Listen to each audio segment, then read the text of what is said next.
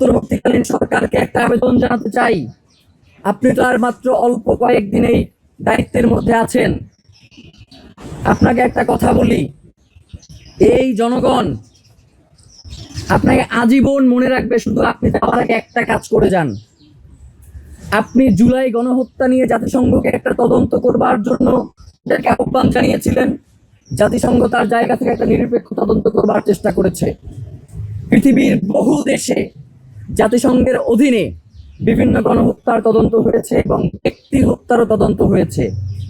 লিবিয়ার সাবেক প্রধানমন্ত্রী রফিক হারিরির যে তদন্ত, সেটা জাতিসংঘের অধীনে বাস্তবায়িত হয়েছে এবং এর পিছনে যেই খুনি রয়েছে তাদেরকে জাতিসংঘের অধীনে তাদেরকে জনতার সম্মুখে আনা সম্ভব হয়েছে।